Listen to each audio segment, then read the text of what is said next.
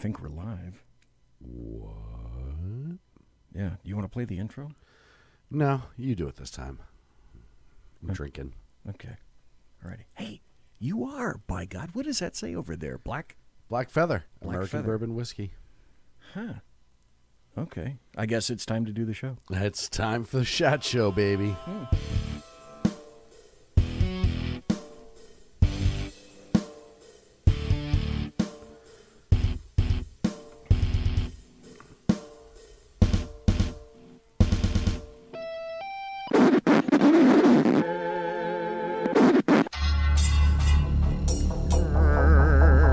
Oh, yeah.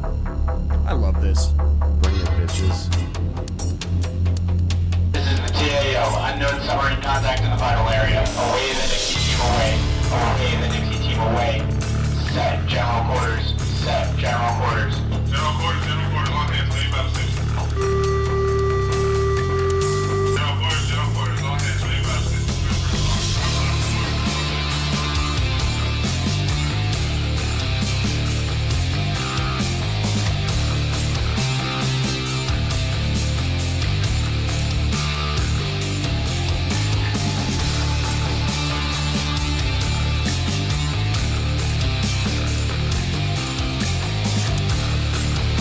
Oh, wait. This is this is where I say the intro. Yeah, it's not me. I'm just a guest. Okay. Okay, tonight it's Sean and BZ tearing through the gristle of today's screaming headlines and ripping out the sinewy tendons of truth ensconced within, all from the hoary streets of Sacramento, Fornicalia, exposing the Hoary. trembling toadies. That's Hoary, Whatever. by the way. Exposing the trembling toadies, the sniveling jackanapes, and the fripperous fopdoodles infesting leftist and progressive brain housing groups nationally. Oh, yeah.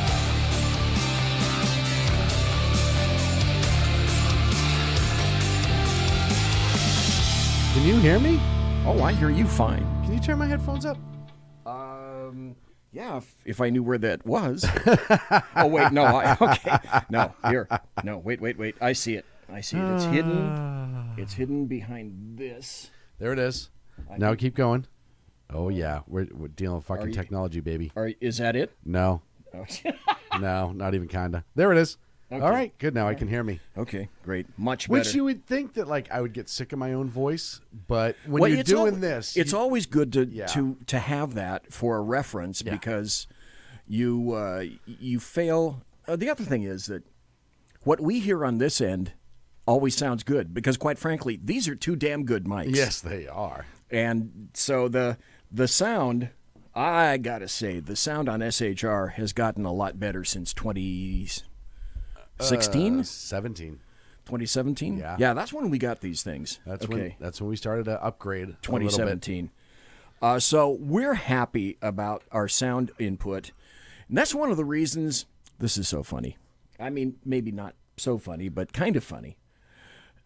Dan Butcher wanted me after you left the Wednesday night show, tonight's show, when it was the Sackhead show.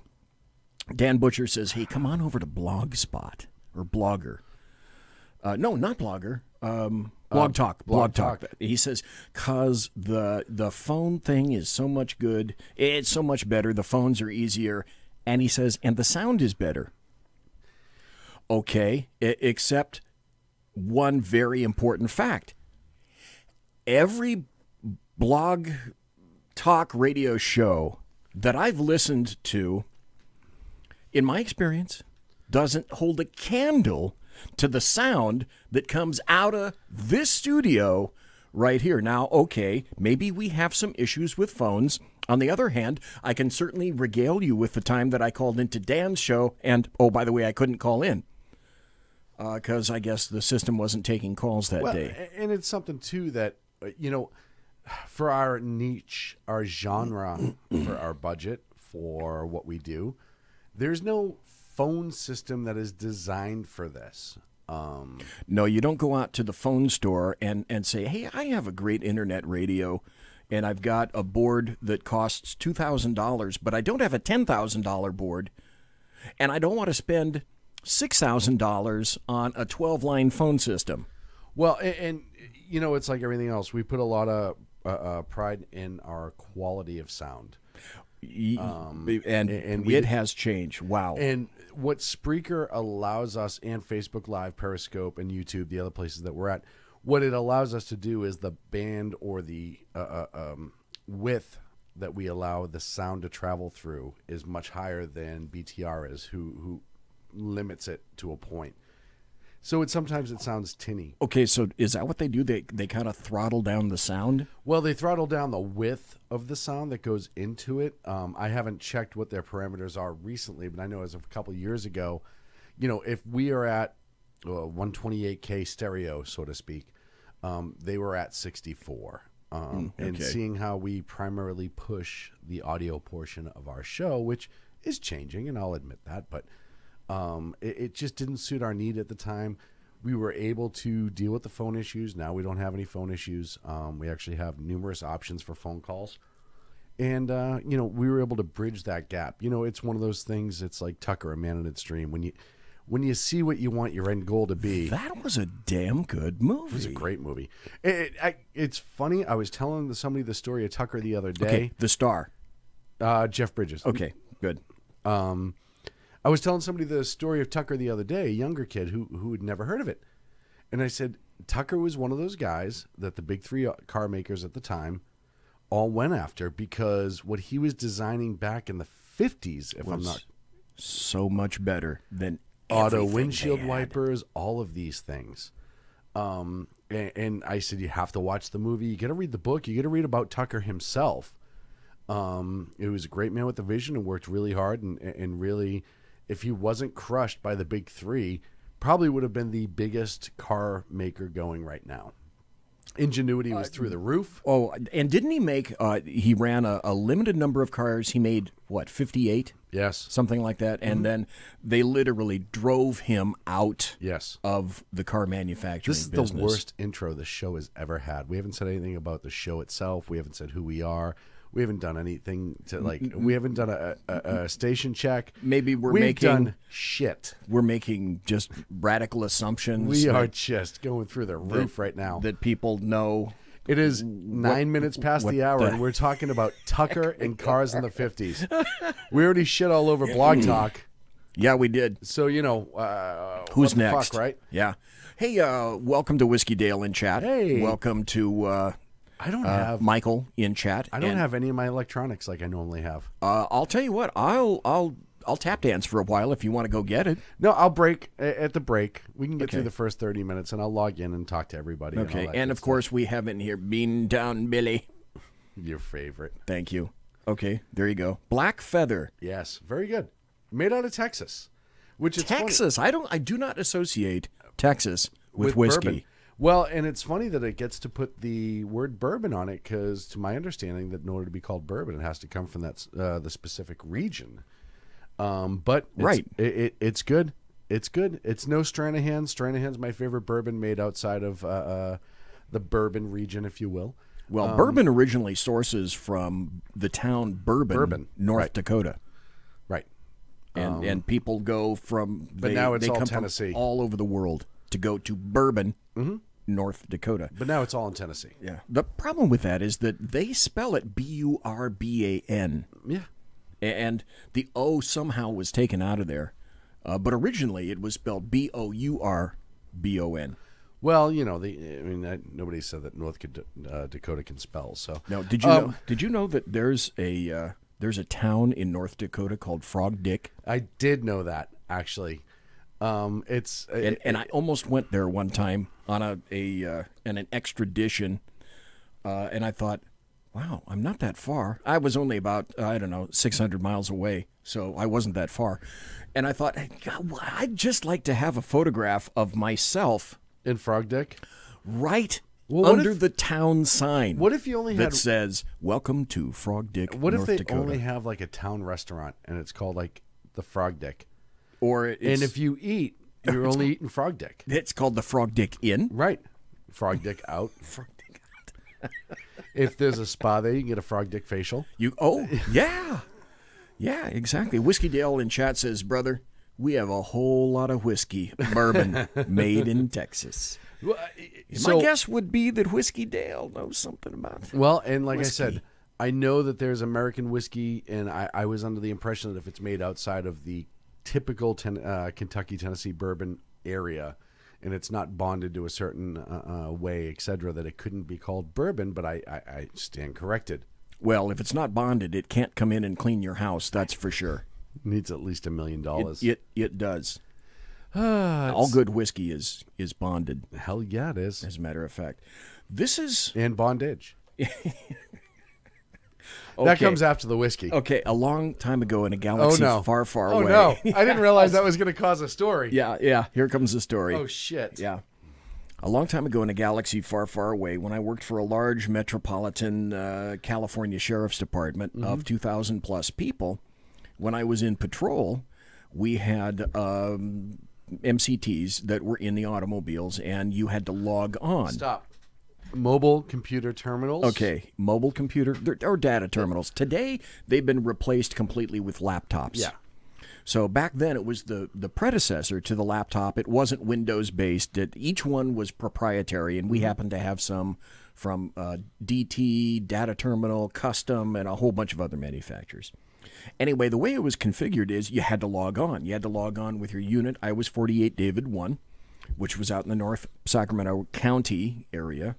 And then you put in your last name and your vehicle number and all that stuff. Well, they had a field for you to add something, anything that you wanted to do. They had 10 letters on one line and 20 letters on the second line. Well, naturally, you had to use that. Right. And I did. Oh, boy, did I. I can bring it. I had a book of logons that were tailored specifically to fit in those areas. One of the logons was 5 o'clock Tuffy. Perfect. Yeah. And the other one that I was just thinking of was Penguins in Bondage. Well, why would they not be? And so another one that I logged on with was Ethel Merman Jams Russian Radar. Ethel Merman. Very nice. Very nice. And day after day, night after night, because I mostly worked swings, night after night I would log on with the most egregious crap. And my partner in the same district, he was 42 Dave Murray, logs on one night. One night he logs on with Run Silent, Run Deep. The lieutenant, I can tell you who it was, but he's passed away now. Lieutenant called him in at End of Watch and said, I don't ever want to see you log on with something like that again. Was he an anti-submariner? I don't know. Maybe he wasn't an anti-Navy puke or something like hell? that. But it's like, God, I've been logging on with all this salacious crap for years.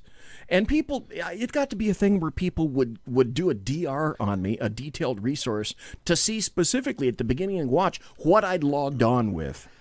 I can tell you, and I won't say how I know. How do you know? And I won't confirm anything. Can you confirm that? No. That in the state that I formerly lived in, and I won't give too much out, Okay. there is the registry computer for the state. The registrar of motor vehicles, same thing. Okay. Oh, a DMV computer. Right. Okay. And, Oh, God, I got another story after this. and when you look at certain people's names, page 1 has all their vital information. Okay. Page 2 has secondary information, i.e. aliases, secondary addresses, whatever. By the way, Whiskey Dale says, you going to pour that or are you just going to look at it? Oh, trust me, Whiskey Dale. It's already been poured a few times. And by the way, New Holland Brewing Company makes a product called Dragon's Milk. It's a bourbon stout beer. A what? Bourbon stout. So it's aged in bourbon barrels. Very good. If you have a chance, check them out. They don't pay me. Had it tonight. It was lovely. So anyhow, Okay. Back to the registry story. All right. Under somebody's aliases, and this is how you know you may have pissed somebody off at the registry. When your alias last name is asshole, first name big. That never happens. If I swear, may lightning strike me if it's not true. Thank God I'm about 10 feet away from you right now. I saw that, and it's not often in my adult life I can remember almost peeing outside of a bathroom. That might have been one of those times, to be completely honest. And it was innocent. I hit page up, go to page 2. Holy shit, who did that? Who is the genius? And who did he piss off? The funniest part is, and I won't say anything else, I can remember his name. I can remember his address because of that one alias that was tagged onto it. Okay. All right. Now we're going to go back to about 1981. Oh, Lord. Right around in there. And so you've got a new boot. Is this when dispatch still sent the cards down?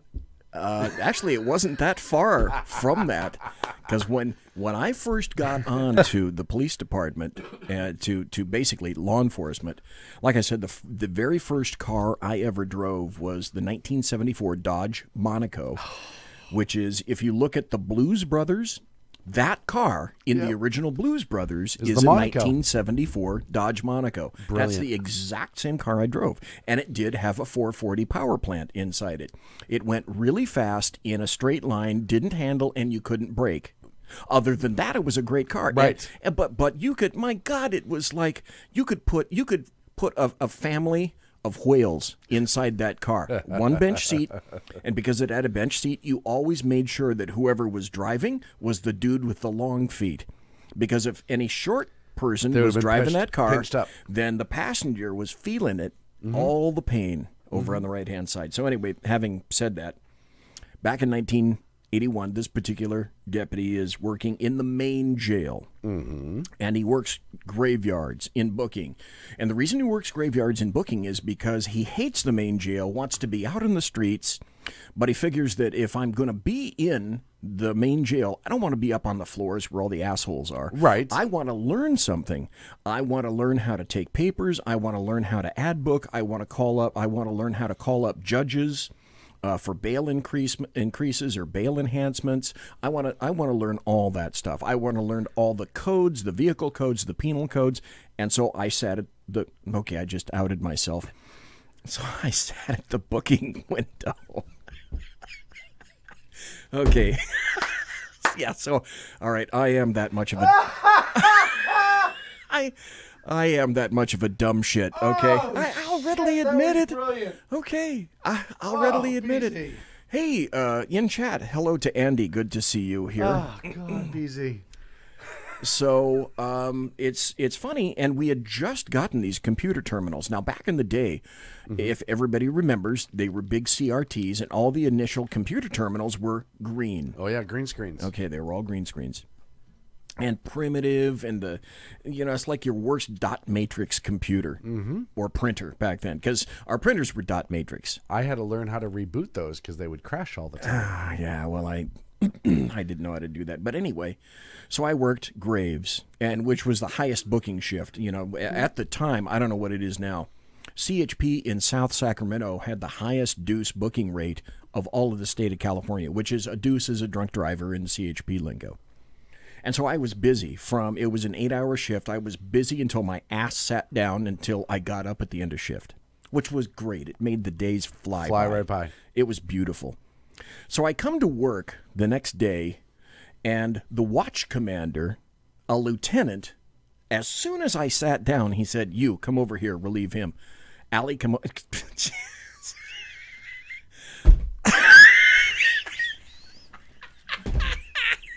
I'm the one who's been drinking. Oh, I know. I'm the one who's been drinking.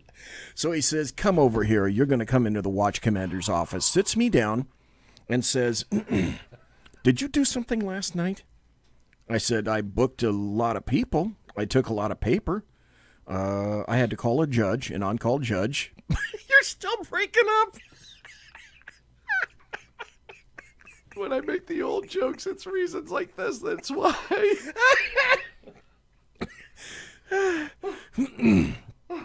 Okay, so he takes me into the watch commander's office and sits me down and says, "Did you do something last night?" And I said, I booked a lot of people, and I wasn't exactly sure what he was getting at, but there was another deputy with me, and we both conspired and sat down, and we both said, why don't we do this? So we did it over the computer. It was an inquiry. So he said, "I want to know why I got a call during the day, waking me up from the captain of the main jail here, That's never good. asking me why it was that the Secret Service was calling him about a deputy in the main jail. And then it dawned on me. Then I started to get it, because then it finally began to sink in, because the deputy and I sat together and we thought, hey, let's try this new system, because we can get into CLETS, which is the California Law Enforcement Terminal System. Yes. And we have all sorts of stuff that we can do here. Let's do a test. And hey, NCIC. yeah, and all that that's fun all shit. sorts of cool Triple stuff I's. that we can get into in order to run these bad guys when they get arrested down here. So I thought, let's do a test, because I don't know any other names, but hey, let's find out.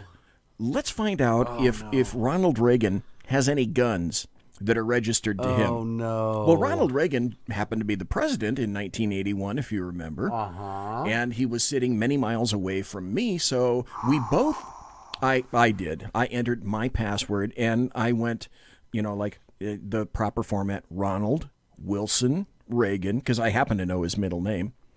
And I found out that, yeah, he does have a lot of guns. And here's a list of what he had. So the deputy and I look at each other and go, fuck, this is cool. Let's print it all out. So we did. So we printed out a list of all the guns that Ronald Reagan had. Oh, no. And after having done that, then the very next morning at the crack of dawn, Flag. the captain of the entire main jail gets a nasty call from the Secret Service. They do not like that. Asking why your deputy is running our president for guns. Just curious, really. Yeah, that's all it was. That's what I said. Now, folks, you have to remember, back in 1981, there wasn't all this privacy stuff. There wasn't all these things you have to sign. There wasn't people who... Oh, we had just gotten this system. This system was brand new. There wasn't somebody at Cal DOJ that went through and queried everybody who's using the system and if they're using it for appropriate reasons, et cetera, et cetera. Yeah, we didn't have to sign our lives away back then. Right. There was nothing about that. It was just like, hey, this is new and that nobody knows how to do anything with it. And we actually learned something. Yes. We learned how to query an individual for guns. Well, who better than the president? Because I thought, okay, he was governor here in California. Why? He's a conservative guy. Why wouldn't he have guns? Holy shit. And, well, we found out, You queried the president. He has guns. Oh. So, no, actually, oddly enough, the watch commander argued in my favor, and I didn't get any paper. Well, thank God. So that was, I don't know why that came up. I can't even imagine. It just came up. And he was also very nice because I didn't have to call the Secret Service. No. And I didn't have to call them back. And whatever it was that the captain or the watch commander said to the Secret Service must have been okay. Right. It must have been an acceptable response. And, the stories. The stories. That's not even the tip of the iceberg. I wonder... of all the crap that I did at the main jail. I wonder if when he got shot, if for some reason your query came up again at some point. Because you got to figure an incident like that, they'd probably check everything and double check it, right? Yeah, who's to say? Who's to say? I'm just saying, you may have a file. There might be in the shooting investigation of a president. There used to be something called microfiche. Yes. And get your mind out of the gutter, folks. Not microfeces, but microfiche, which are little bitty, teeny fish that carry information. Mm-hmm.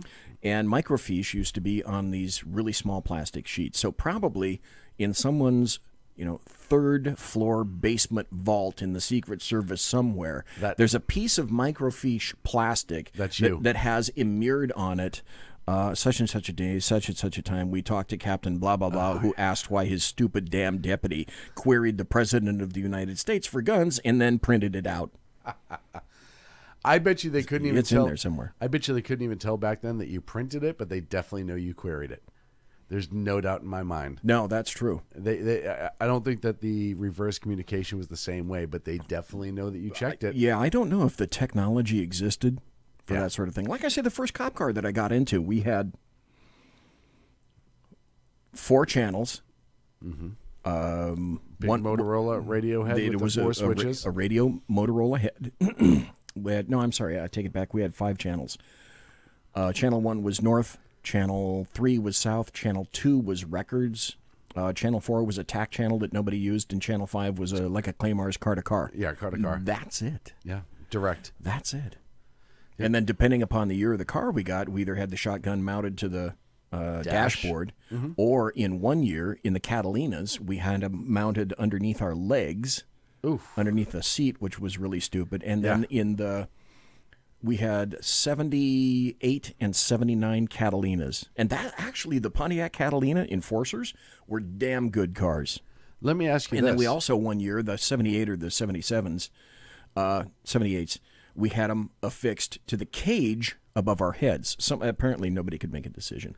You had cages back then? Yeah, we did have cages. Holy shit. Now, we didn't have spit guards.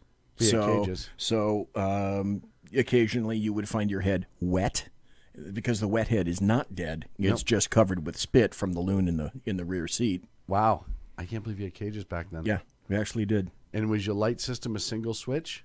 No, we had 5 rocker switches? No, we had the flip switch, the horizontal switch. However, the first car that I had was a custom, because for whatever reason the department decided they weren't going to go out and buy the really cool looking semi-swoopy looking like oval light bars. Oh no, they had to fabricate the light bar, fabricate the mounts, and then over on the far left side was the right light, like a bubble gum machine, and over on the far right, on the far left was the red, and the far right was the blue. And then where was the siren mounted? In the middle. Right above our heads. That's before everybody. Quiet. Yeah, that's before everybody realized that. You know, one of the reasons that cops can't hear crap is because they have to sit under a siren all the day. And when they talk on the radio, you know, maybe someday we'll think about mounting the siren on the front. And That's amazing. The first sirens we had were what they call growlers. And for people who don't know what a growler is, some fire departments are actually going back to growlers. Where you can feel it. Because they're actually louder than electric sirens. But before there were electric sirens, and basically they're this funny-shaped cone, and there's friction that occurs when the electric motor kicks this bad boy up. But a growler also had a brake, because if you didn't brake the growler, you could run code 3 to a call, stop, get out, handle a call, come on back, and your siren was still going. Yep. Well, now they call it the rumbler or whatever. They're using it on the East Coast, where on top of the audio, it's a sensory thing. So when your car radio's up or you can't hear, you can actually feel it vibrate in the car. Really? Yes. And Wow. NYPD uses it. I know a lot of agencies on the East Coast are starting to use it where they have a lot of traffic. And they're called what? I think they're called rumblers or something like that. What are they on that technique in some fashion? So they're not electronic. They're electric. You have the electric audio side of it, but they also emit such a low bass frequency that it'll vibrate your car. You can feel them come up behind you. So if your radio's up or you're hard of hearing or whatever, wow, it makes you aware that there's an emergency vehicle behind you. Would that ever be weird? Yeah.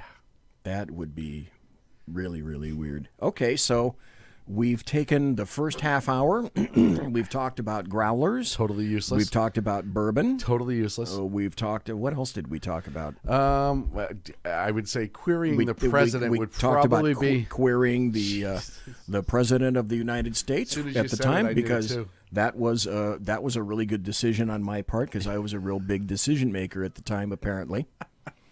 And so, folks, we'll get official. Hey, welcome to Mary Brockman. Hi, Mary. And good to see you. Anyway, this is the Sackheads Against Tyranny show, otherwise known as the Shat Show. That is Sackheads Sean over there.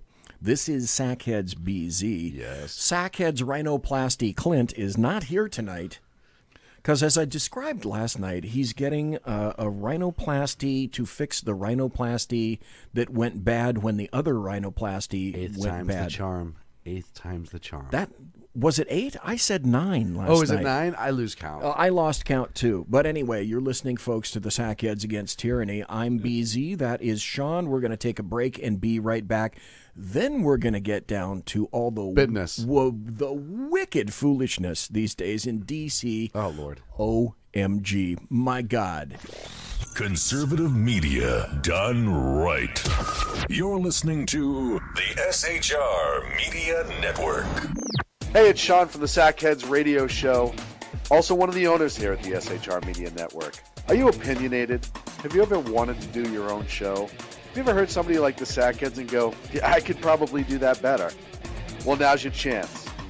Send me a 5-minute clip at sackheadsradio@gmail.com, and maybe you can be part of the SHR broadcasting team. sackheadsradio@gmail.com.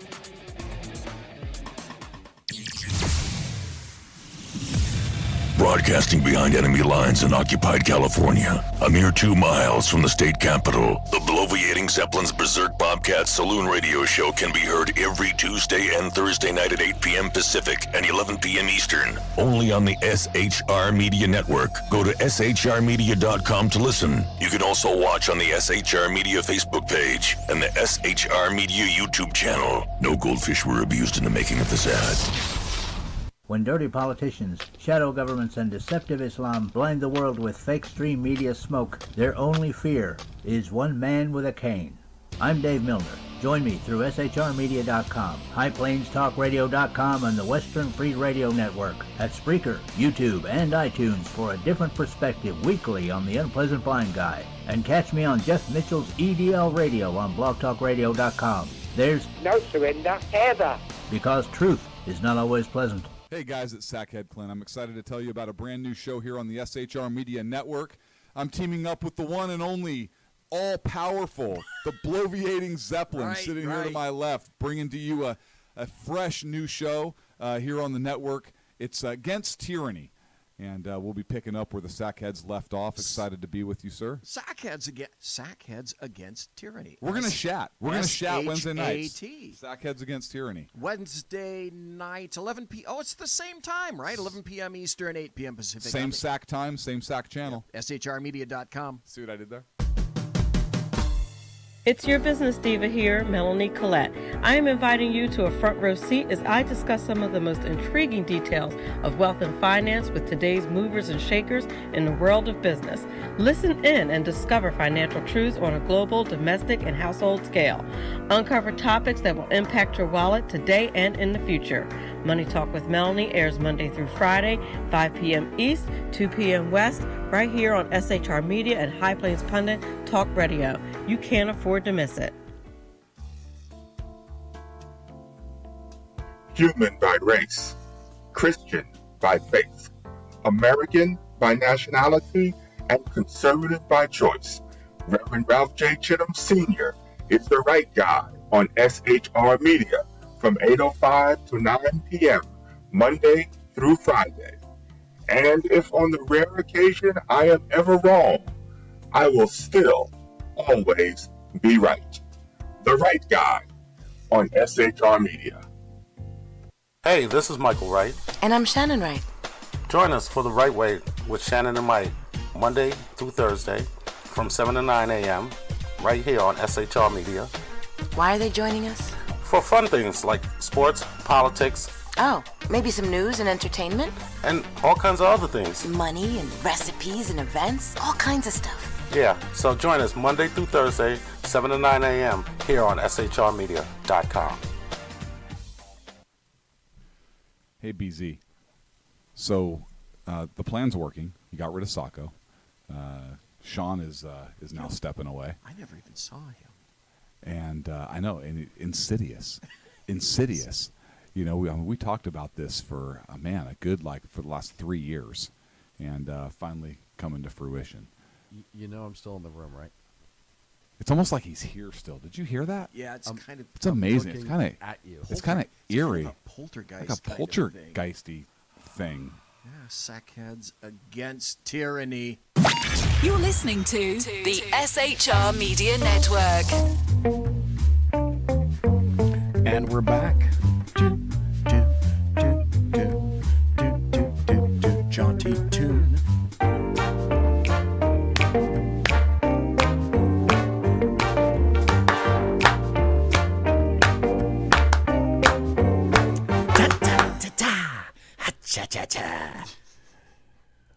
Before we get to Kavanaugh, and we are going to get to Kavanaugh, I found three really bizarre stories that I'd like to at least throw out to the ozone today.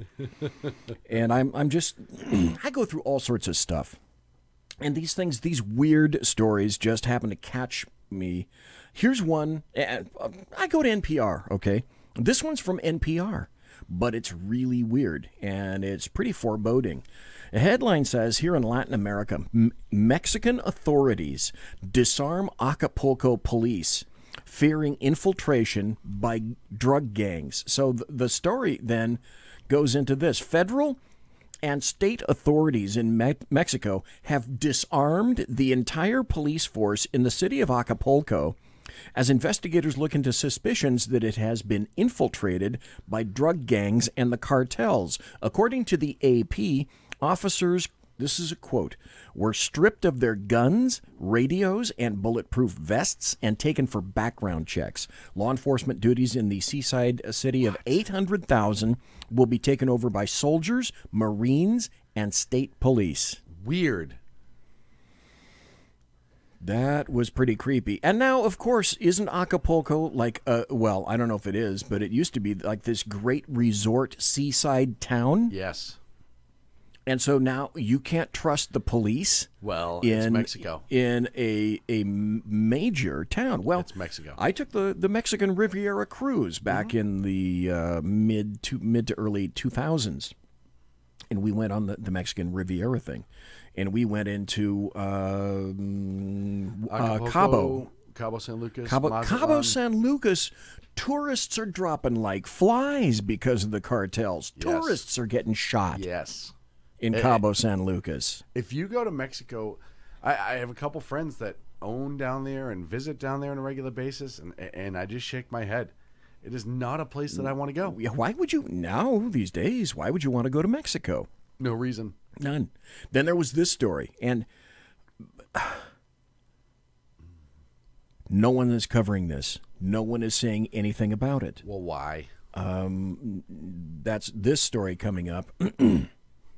And this story should be shouted from the rooftops. People need to know this. You and I are both sort of fiscal hawks.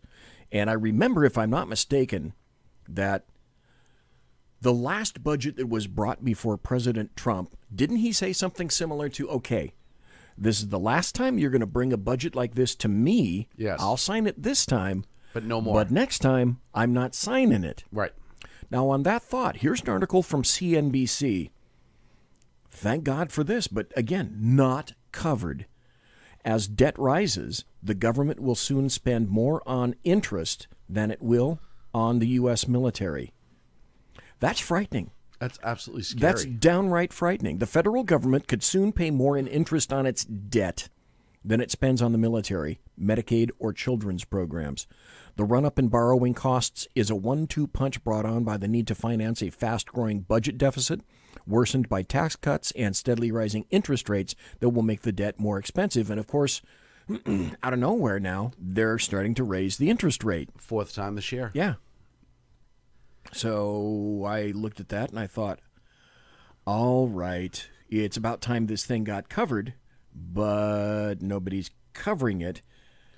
Well, I laughed. Both you and I said, clearly, sometime in the future, this crap is going to tank. Well, and here's a couple different things. I love how they blame the tax cuts. Yeah. Well, we're not bringing in enough money to cover our debt. Well, yeah, maybe if we stop fucking spending. That's the other thing. Why does the burden get putting on the taxpayer in tax cuts when we've seen tax cuts over the years be successful? That's true. That is very true. The other thing that people need to know is there's a little ploy carried out in Washington that if you don't fund each cabinet position or whatever it is, agency that's under all the cabinet positions, yes, if you don't give it more money than it got the previous fiscal year, they call that a cut. Yes. So in fiscal year 17-18, you could have, $1 billion. And then in fiscal year 18-19, if you don't get an increase and it stays at $1 billion, $1.1 billion, then that's called a cut. Yes. Because they're not assuming the cost of inflation and blah, blah, blah, blah. They're not getting any of that. The other thing is that I've got a great cut in here. And during the break, the next break coming up, I'm going to have to try to find it because it's 38 minutes of Trump kicking ass in the UN. God. And folks, I don't know if you heard Trump at the UN yesterday morning early. This was really good. It was absolutely fabulous. It was incredible. Now, Nikki Haley had an audio cut that I'm going to play about a minute and a half or so. And it was at Fox and Friends. And what occurred during the speech to the UN is that the guy with the dead orange cat on his head doubled down on America is sovereign. Yes. We don't answer to the ICC, which is the International Criminal Courts. Yep. We don't answer to Brussels. We are a sovereign nation. It's America first. And we find everything that you want to do out of the ICC completely invalid. I agree with that. So, yeah, I've been wanting, and as you and I discussed during lunch today, he also said, and by the way, the enemies of America, your foreign aid is dead to me. Done. How many years have you been wanting to hear a president say something like that? Yes. You can say what you want. Look, I know a lot of people, he's loud and he says things he shouldn't say, and that's not how a president's supposed to act. It was fabulous. But bombastic is the word that I hear a lot. But the reality of the situation is it doesn't matter how his message gets across. The point of his message is amazing. When he initially started it, I don't know if you heard the whole thing. When he initially started it, he made some kind of hyperbolic remark, like he always does. That's what he does. That's why we elected him. And he said, I've done more in my first 2 years than, I don't know. I don't remember the time frame. But he said, basically, I've done more in my first 2 years than so many other people have done as president. Okay, I don't markedly disagree with that. Okay, but the people in the UN started to laugh. And after listening to the thing, I was thinking, the fucking joke is on you, dickweeds, because he's slashing the crap out of you. And then after that, they weren't laughing so much it's weird, anymore. Huh? Yeah, very, very strange. Okay, so this is a cut with Nikki Haley on Fox and Friends talking about the address of Trump at the UN. You were in the room when the laugh happened. Sometimes the media can portray it as one thing, and it's not that at all. What was it like, and why that reaction? The media's got this so wrong. I deal with these leaders every single day. I know exactly how they think. Do they love America? No. Do they respect America? Now they do. When he said that, they love how honest he is. And it's not diplomatic, and they find it funny. I mean, when he goes and he is very truthful, they kind of are taken back by it. And they're not used to it. They're not used to it. But let me tell you, all day yesterday, they were falling over themselves to get a picture with him, to talk about how great his speech was, how strong it was. Whether he said good things about them or not, they love that he's honest with them. And they've never seen anything like it. And so there's a respect there. I saw that the media was trying to make it something disrespectful. That's not what it was. They love to be with him. That's the only time you'll see that entire chamber standing room only. So it was the echo laugh. For example, I think a part of it was he pulled off the prompter and reacted in real time. It never happens at the UN. You read your story, the world is watching, you ad-libbed it. And that made them love him even more. So listen to how some proceed, and you deal with this every day, but Axios, who tends to be fair, their lead story is... Okay, well, anyway, that was enough for that cut. But it's true. It's absolutely true. Now, here's another story that I find rather disturbing, but we're going to take up the entire second hour with Kavanaugh. Yeah, I mean, that's I know fine. that. Go ahead. I know that for a fact, because my God, there's so much to say. But this is disturbing, and I really want to have your thoughts on this because this comes from Bloomberg, and the headline is, talk of U.S. military intervention in Venezuela suddenly gains traction. From Bloomberg, when President Donald Trump said a year ago the U.S. was considering a military option for Venezuela, hardly anybody in Washington thought that it was a good idea.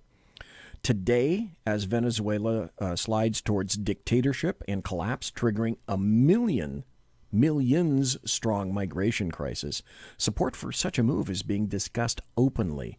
The notion of using force to topple the government of President Nicolas Maduro, who, by the way, is going to be in New York tomorrow. Yes. As a matter of fact, is gaining adherence, although it remains a distinctly minority view.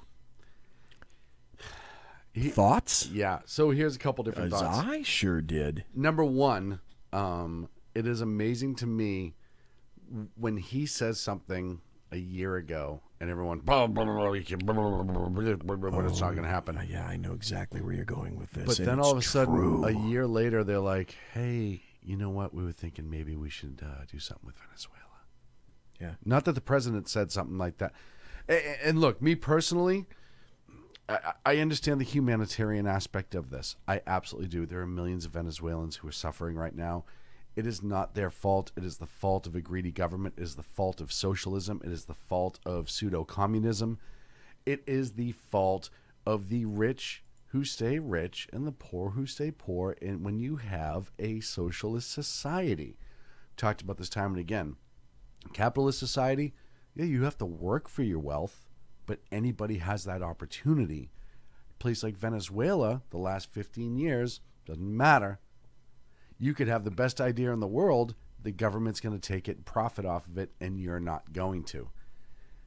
So I understand the humanitarian aspect. Look, it's horrible down there right now. The news never talks about it, but if you go on YouTube, LiveLeak, some of these other citizen journalist websites, and you watch the videos coming out of there of them chasing around rats for lunch, and the hospital's just deplorable, and the president using the military to quell the protesters, all of these things that are happening, it's absolutely horrible. Do I think it is something that America should get involved in? My answer is no. No, absolutely not. Absolutely not. Now, granted, Brazil and Colombia are going fucking nuts. Right. Because their borders are being invaded at a prodigious rate. Why don't they do something? It's like Europe and the Syrians flooding into all the other countries. All over again. Absent, the shadow of Islam. Well, and you have to remember, BZ, after the Berlin Wall fell, after socialism fell, the mass migration out of Russia and all the former Soviet satellite states was incredible. But the biggest difference is they were gravitating towards places where you could work, and they wanted to work, and they wanted to start their lives over again. Because they lived under true communism for so long that the vast majority of people wanted that freedom to keep what they earn. Now it's different in Europe when you have, a 60% tax rate and all this other ridiculous, yay, socialism. But at the time, it wasn't like that. And they went to all these individual countries, and they helped build the countries. I dare say that you would call them positive immigrants. A lot of them assimilated. I mean, don't get me wrong, not every single one did, but it was a much different situation. It is. I, again, completely concur. It's a much, much different situation. This is an interesting quote, however, from the story. Trump himself hasn't walked anything back on yesterday, at the UN. He told reporters who asked him about military intervention that he had no intention of broadcasting his plans. We've heard that before, adding, this is a quote, "It's a regime that frankly could be toppled very quickly by the military if the military decides to do that." So he's talking about an interior coup. I love this because here's what he just did. He just sent a message to the president of Venezuela. He sent a bomb. He sent a verbal bomb. Dude, we could take you out at any time. You may want to rethink, geez, where has this been used before? Right, North Korea. And now they're denuclearizing and they want to all of a sudden be a part of society. It is amazing when you have somebody who is not afraid to stand up and actually lead, how people respond. He sent like you nailed it. He said a word bomb. He said to them, look, you're not as strong as you think you are. Just because you're strong within your own country doesn't mean you're that strong. And you need to start making some decisions. Do I think that we should get involved? No. Do I think Venezuela is an international travesty? Yes, but not on the level of North Korea. North Korea has nukes. You had to deal with it. They were a direct threat to our homeland. Venezuela is not a direct threat to our homeland. I feel with one caveat. I would throw this caveat up, and that's why I believe that building the wall is incredibly important, because we have potentially an incredibly devastating immigration crisis on our southern border, because you and I both know that if for whatever reason, 500,000 Venezuelans get it in their heads that they're going to walk and migrate, they're just going to walk right into the U.S. You know for a fact, no one in California is going to stop them at that border. Nope. And there aren't enough federal law enforcement agencies and officers to be able to deal with it and what would potentially be a flood, which is why we need to build the wall. Build the wall. It has to happen. We've talked about it time and again. And look, when you start talking about the border crisis in this country, more and more you're finding these Muslim immigrants who are attached to terror organizations that are coming over. They're finding that a lot of the people that are coming in these days are coming from Pakistan. Yes. I just read a story about 2 days ago about how the number of Pakistanis coming in are through the roof. And as we know, why did Pakistan split from India? Because Pakistan is Muslim, boys and girls. Mm-hmm. So it's not like all these people are coming up. We have a serious problem at the border. And the other thing that no one is making any mouth music about is the terrible drug problem. Yes. We've got issues with immigrants, illegals, etc., killing American citizens. And simply using their feet to completely abrogate our laws, and they might get their ankles wet in, like 6 inches of the Rio Grande during the summer. Ooh, wow. And there are portions of our border that there's no fence, maybe barbed wire that's been trampled down for the past 20 years that you can, walk maybe 6 inches again over, and now you're into United States territory. It's got to stop. Drugs, illegals, people that are here to do us harm. And I said last night, and I'll say it again. Hey, look, folks, it isn't a racial issue. If fucking France was there instead of Mexico, and all the French were there, and they started to do to us what Mexico is doing to us, I would be saying the same thing. Yes. It's not a matter of melanin count, you boobs. It's a matter of sovereignty of the United States, which is why I go back to what Trump said, and I think I've got this queued up. No. Oh boy, do I have a couple of audio cuts for next hour when we start talking about Kavanaugh. Holy moly! But here I've got, if I can find it in my tabs. Here's President Trump. Now, he was talking yesterday at the UN. Region. Thanks to the United States military and our partnership with many of your nations, I am pleased to report that the bloodthirsty killers known as ISIS have been driven out from the territory they once held in Iraq and Syria. I'm going to look to here. Work with friends and allies to I'm going to look here and see if I can find something about him ripping a new arsehole for the ICC. Okay, that's them laughing at him. This is great news for our citizens and for peace-loving people everywhere. Because of the region to decide what kind of future they want for themselves and their children. As close to their homes as possible. Anyway, while I do this, 2015 Iran. He kind of went all over the map. He hit all of his talking points. For decades, the United States opened its economy. It hit every product dumping. Oh, here we go. Here, this is interesting. We are systematically renegotiating broken and bad trade deals. And so you have. Last month, we announced a groundbreaking U.S.-Mexico trade agreement. By the way, did you hear what he said about Trudeau today? No. People were asking him, well, why aren't you talking to Trudeau? And he said, Trudeau has no interest in talking to me, and he's not going to do anything about the tariff, so I don't have any interest in talking to him. And just yesterday, I stood with President Moon to announce the successful completion. Okay, let's keep going.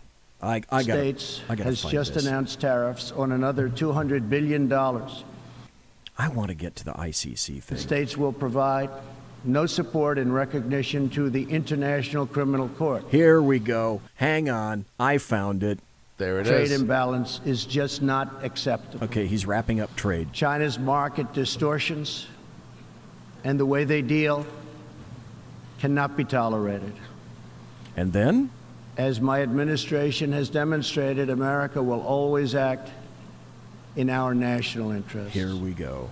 I spoke before this body last year and warned that the UN Human Rights Council had become a grave embarrassment to this institution, shielding egregious human rights abusers while bashing America and its many friends. How long have you been wanting a Our president to say ambassador this? In their own house. To the United Nations, Nikki Haley, laid out a clear agenda for reform, but despite reported and repeated warnings, no action at all was taken. So the United States took the only responsible course. We withdrew from the Human Rights Council, and we will not return until real reform is enacted. It's amazing. For similar reasons, the United States will provide no support in recognition to the International Criminal Court. Yeah. As far as America is concerned, the ICC has no jurisdiction, no legitimacy, This is it. and no authority. The ICC claims near universal jurisdiction over the citizens of every country, violating all principles of justice, fairness, and due process. We will never surrender America's sovereignty to an unelected, unaccountable global bureaucracy. America is governed by Americans. We reject the ideology of globalism, and we embrace the doctrine of patriotism. Around the world, responsible nations must defend against threats to sovereignty, not just from global governments, but also from other new forms of coercion and domination. In America, we believe strongly in energy security for ourselves and for our allies. We have become the largest energy producer anywhere on the face of the earth. True. We are The United greater States than stands Saudi ready Arabia. to export our abundant, affordable supply of oil, clean coal, and natural gas. OPEC and OPEC nations are, as usual, ripping off the rest of the world. I love this. And I don't like it. Nobody should like it. If he had said right there, OPEC can go suck it, you know what? I wouldn't have been We shocked. defend many of these nations for nothing. Listen And to then this. they take advantage of us by giving us high oil prices. Not good. We want them to stop raising prices. We want them to start lowering prices. And they must contribute substantially to military protection from now on. We are not going to put up with it, these horrible prices, much longer. Reliance on a single foreign supplier can leave a nation vulnerable to extortion and intimidation. That is why we congratulate European states such as Poland for leading the construction of a Baltic pipeline so that nations are not dependent on Russia to meet their energy needs. Oh, my God. Germany will become totally dependent on Russian energy if it does not immediately change course. Now, do you remember when, first things first, How long have you been waiting for a president My to adult say life. something like that? My I'd adult say life. for me at least 20 or 30 years. My adult life. And now the guy that everybody hates is setting boundaries and treating the rest of the UN like what they are, kids. Yes. Kids, these are the boundaries. You better not go over them. Don't forget the second message that's there. He was talking about the ICC. He said we won't answer to an unelected, unaccountable bureaucracy. Yeah, comma, Brussels. Comma, the UN. Yes. The UN is an unelected bureaucracy.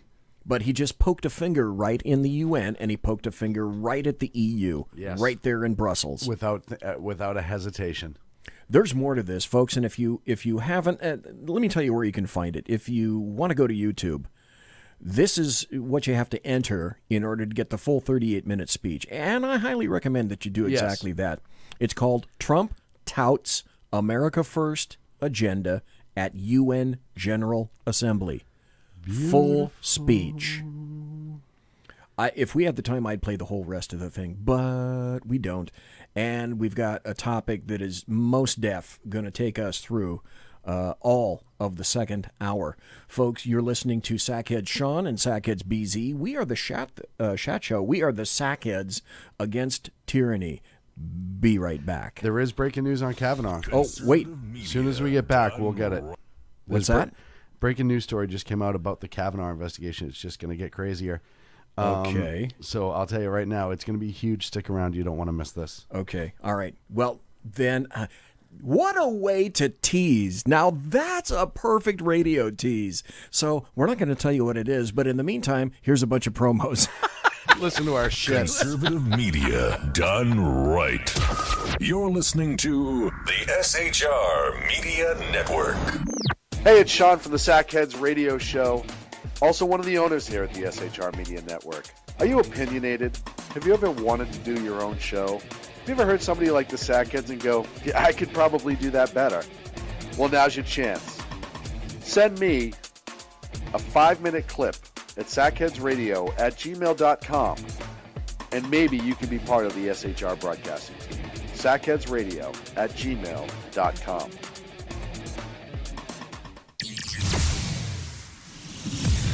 Broadcasting behind enemy lines in occupied California, a mere 2 miles from the state capitol, the bloviating Zeppelin's Berserk Bobcat Saloon Radio Show can be heard every Tuesday and Thursday night at 8 p.m. Pacific and 11 p.m. Eastern, only on the SHR Media Network. Go to shrmedia.com to listen. You can also watch on the SHR Media Facebook page and the SHR Media YouTube channel. No goldfish were abused in the making of this ad.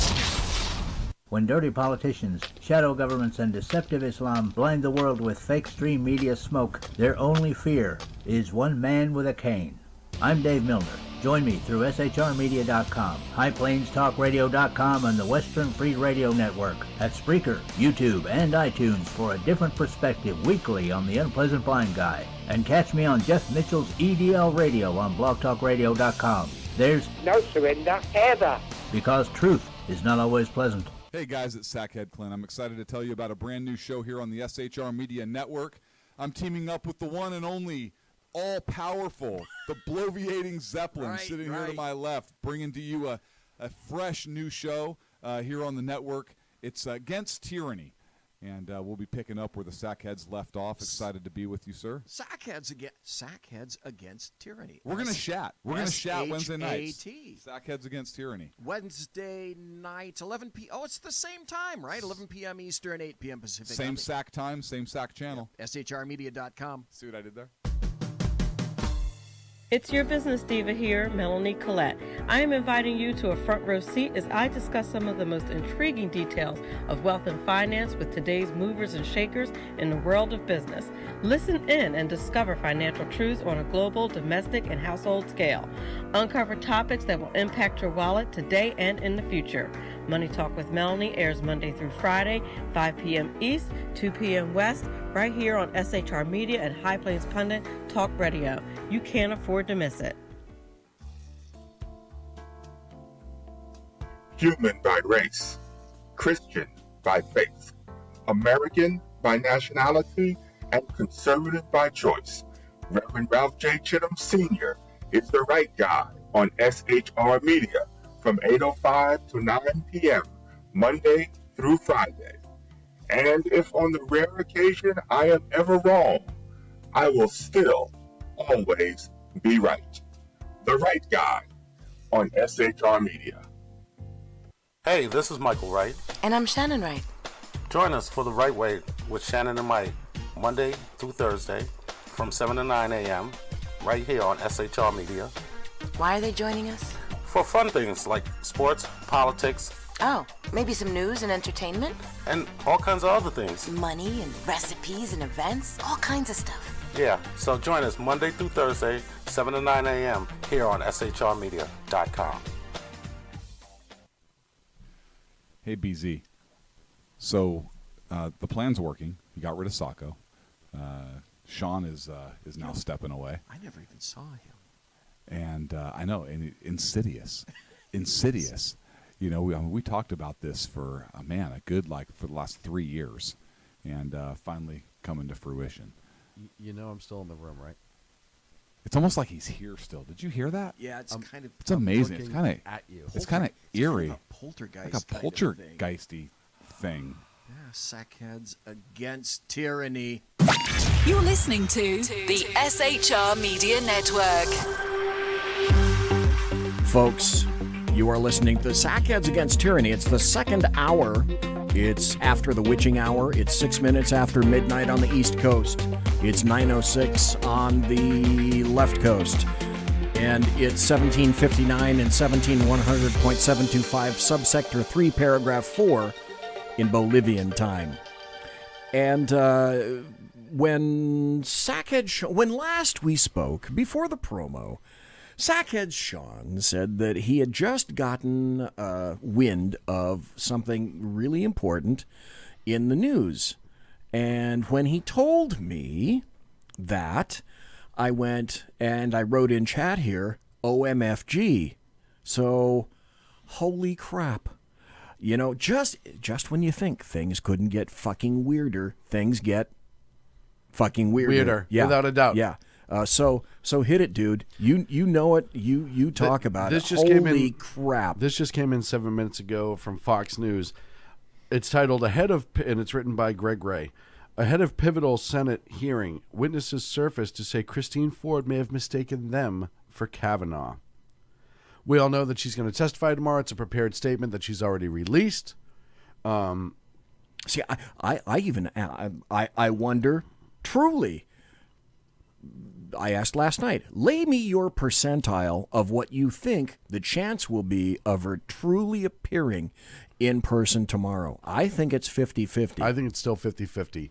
However, tonight, Republicans on the committee have verified that they are speaking to two different individuals, both males, who said that there is a chance that Dr. Ford confused Judge Kavanaugh with them from all of those years ago. They received an in-depth written statement from a man who they interviewed twice previously, who believes he, not Judge Kavanaugh, had the encounter with Dr. Ford. And there's another man that they've been in contact with via the telephone as well, who they've interviewed, who's making a similar claim as well. You already have 65 women that came out and spoke on his behalf. Right. That went to and at least college. 2 or 3 of which are still going around on the media circuit and continuing to say that they're not getting paid to do any of this, but it pisses them off to the point where they're going to all these various shows and saying, I'm part of the 65 women. I signed this document is because I completely believe in this man. And what all these other people are saying is unmitigated bullshit. Well, you're also getting BZ from this week. People who went to Yale with Judge Kavanaugh getting random cold calls from CNN, essentially baiting them, hey, did you know Judge Kavanaugh? Were you around for any of these parties? Blah, blah, blah, blah, blah. So it tells you the extent that CNN's going through. Look, I hate to say it, but when you start casting such a wide net, you could get despondent people who are going to respond and lie. This is so far over the top. But now, in all of this that's going on, and this weasel lawyer who's dredging out another right, Michael Avenatti. You have that going on. You have the 4chan allegation that he was trolled by them. You have Dr. Ford. You have the other one. You have all these different things going on. You now have the lawyer for Dr. Ford seen coming out of a meeting with Hillary Clinton 3 days ago in a photo. That went viral as Hillary Clinton. You can see her walking to the left behind Hillary Clinton. Yes. About to get into a van, it looks like, and the Secret Service are there. It's her attorney. This is... You can't convince me this isn't paid and funded all the way through. Mm-hmm. And that's the thing that bothers me about this. Look, the biggest thing that happens when you have these false claims being entertained on this level is it destroys true victims, people who have been truly victimized. It completely destroys credibility. And it destroys all credibility. And look, I've had this conversation with a couple different people. They said, well, you have to believe her. And I said, why? And they got all offended. Oh, yeah. And I said, look, you have to understand something. The woman who legitimately walks in sobbing, crying, says, this has happened, I have evidence, this, that, and the other thing, is a much different story. But when you have uncorroborated allegations, and the guy I was talking to was a male, which even shocked me even more, and he's like, well, I know people who've had to resign just over the allegations, and that's how it's done in the private sector. And I said, well, does that make it right? Look, if you're going to go off this baseless ideal that anybody can walk in and make an allegation of a sexual nature, and it's not just woman v man, man v woman, it's man v man now, woman v woman, and anybody should be taken down because of it. Make an allegation, take your enemy down. Right. You make an allegation and they're walking out 4 hours later with their box full of shit, and now they're looking for a new job. Good luck getting one. Screw substantiation. Right. Screw corroboration. And that doesn't mean that there aren't true victims out there, but you also, and I said in my post, look, I have a daughter and a son. I hope to God that this ideal of these baseless allegations to destroy people go away. I'm not saying that every single allegation is baseless. What I'm saying is there is enough there to cause pause. And I hope for my son's sake that times change and a little bit of innocence is allowed back to youth and youth activities. And by innocence, I don't mean that the parties or whatever are considered innocent, but the mindset is considered innocent. On the other hand, God forbid anything should ever happen with my daughter, I don't want her turned into a political sideshow for the basis of political gain when you have the likes of Chuck Schumer and other people coming out and pushing all of these issues. And you have evidence that they're promoting this and pushing this and they're wanting this to go forward. You had somebody, and I had the quote earlier, I may have sent it to you, who essentially was caught in social media saying, we had to do whatever we could to stop Kavanaugh, and we will do whatever we do to stop Kavanaugh. I completely believe that. I don't think there's anybody that doesn't believe that. And I said, the stops are off, they're gone. You can't look at the timing. You can't look at everything that's going on. Look, they're going to lose the Supreme Court. I think Kavanaugh's still going to be, it's going to be a shit show, but I think he's absolutely going to be confirmed because they're not talking about him as a jurist. That's the thing that bothers me. Yeah, these are all ad hominem attacks, and the reason, I mean, this is, for fuck's sake, folks, I sat in stands, I had to testify. Everyone knows that when an attorney doesn't have the facts, and a good attorney never asks a question that he or she doesn't know the answer to, unless you're really grasping. Absent facts and evidence, you go for ad hominem attacks. Yes. They can't attack Kavanaugh on his credibility or his knowledge. What's left? Well, let's find someone that says this. Now, when you... who allegedly made a claim on social media when... Judge, what's his name was being confirmed. Gosh, I can't even think of his name right now. I'm sorry. That somebody just has to go out there and accuse this guy of sexual harassment so he can't get confirmed. I, in anticipation of this show tonight, I have so many stories lined up. You made mention of one, and I'm going to find it here because I told you at lunch.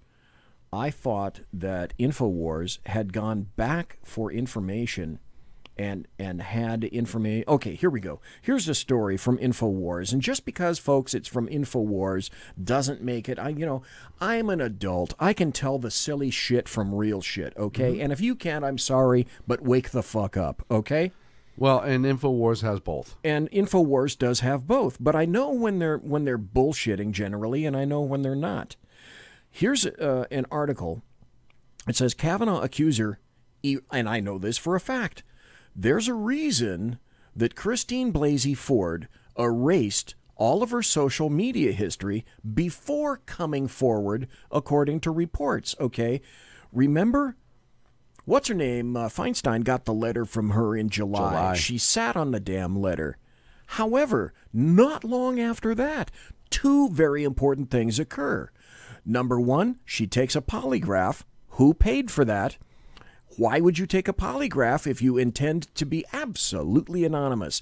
And simultaneously, she also lawyers up. Well, if your intention is not to have your name spread, because everyone that's on the left is saying she never intended for her name to get out there, bull fucking shit, okay? You don't lawyer up. You don't take a polygraph. I know for a fact I can beat a polygraph because I've done it before, and I bet you can too. So I place absolutely no esteem whatsoever in a polygraph. There's a reason they're not allowed in court proceedings. But exactly, and I've beat a CVSA. Everybody said, "Well, you can't beat a CVSA." Yeah, you can. Yeah, you can if you know how. But that having been said, there's another reason that she went back and all of a sudden, I must erase all my social media, which is what she did. Now, then I said, oh, wait, there's another story. And why did she erase her social media? Well, as we were having lunch today, you said something similar to, hey, didn't InfoWars capture some screenshots or something like that of her social media before she actually erased it? And that made me, as soon as we left, I put that in my little tickler file, and the brain housing group went back quick like a bunny and found this story from InfoWars. Bombshell, Kavanaugh accuser, salacious high school yearbook scrubbed. Christine Blasey Ford's yearbooks describe wild sex parties, blackouts, and erotic male dancers. Stop. BZ, you're attacking the victim. Okay. Who put themselves out on Front Street? Was it me? Was it you? No, it was a leftist, Dianne Feinstein, and her. There was a meme that came out, and I'm gonna find it here. I just got this from a buddy, and it's this. I just received that, and it's how incredibly insightful is this? It says, how very strange that as a teenager, Brett Kavanaugh only molested ultra-liberal women connected to George Soros. Funny how that works out. So we haven't seen one real conservative woman step up and say, well, I felt left out. He molested me too. I'm certain that must have happened as well. Well, and again, you could argue that, for 30 years he was a conservative and running around in conservative circles or whatever, and that's fine. But the reality of the situation is, I don't find any of this evidence to be plausible, and it's amazing how many people are pointing to what happened with Bill Cosby. Each accuser, they're diametrically opposed, right? Cases, and I've even said, no, I think Bill Cosby should rot in prison and die. Man, he's probably going to do exactly that. And it's a shame that he allowed his legacy to become that, but those were his choices, and that's what he did. Exactly. However, that was a court of his peers. There was substantial evidence. There was physical evidence. There was all these different things. You have witnesses. Look, the witnesses that she's alleging have already come out and said, hey, this didn't happen. Well, there were 4 people that were specifically named. That said, now we're going back to Ford. We're going back to the first accuser. There are 3 now. Yeah. The second one is a chick named Ramirez, and the third is, I don't even know. I've got a great story about that too. And another story linked to Avenatti. It's just, my God. So anyway, like I say, she put herself out on Front Street. So me and anybody else digging up any information on this person due to her unsubstantiated and uncorroborated claims, I'm sorry, you're fair game. If she walked into Grassley's office 2 weeks ago and sat down and said, hey, Senator Grassley, I have something I have to tell you, this would be a totally different conversation. the fact that she went to Feinstein, the fact that she went to a politician first, the fact that Feinstein... Well, she went to her local congresswoman. Right. And who then went to Feinstein. Right. She went to a politician. And then you have Feinstein holding the letter, or the holding police. it all up. Yeah. Or the police. I mean, there's a million different things. There are so many other ways you could have handled this. That would add more validity in my brain. Look, if she never made herself be known, it would add more validity. There's just a lot of questions I have. Each accuser gets more stupid also as well. Well, back to this article. It says, Christine Blasey Ford's high school yearbooks, which were filled with references to drunken, promiscuous parties where the attendees were not able to remember what happened, have been scrubbed from the internet. There's a blog called Cult of the First Amendment that saved copies of the yearbooks before they disappeared. So she claims that Brett Kavanaugh physically and sexually assaulted her during a party in the 80s. Ford's yearbooks, which cover her sophomore, junior, and senior years, the exact same time frame when she claims the assault happened, portray a debauched environment of constant binge drinking and partying. Well, okay, stop. Tons of teens do that. That's not necessarily the issue unless you make it the issue. And there's some quotes in here.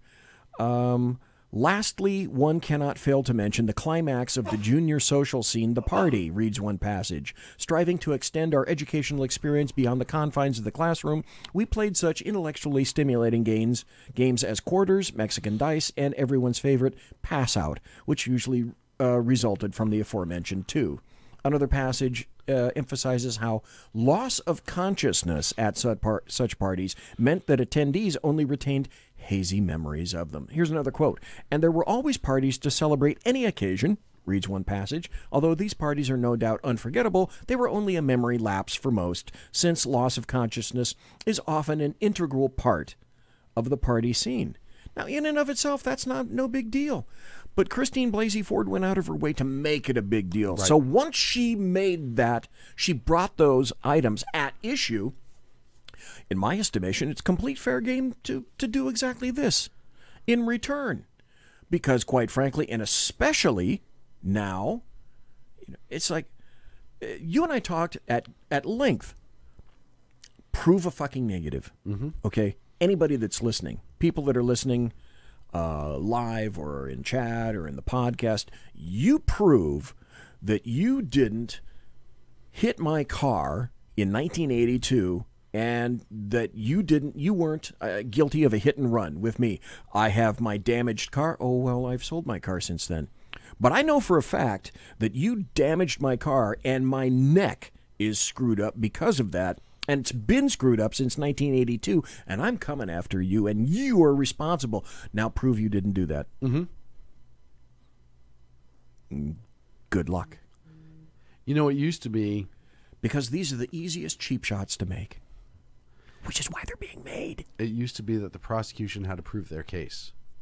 And now, and I think it was Schumer or somebody else, that one of the other Congress people came out and said, it's up to him to prove that he didn't do it.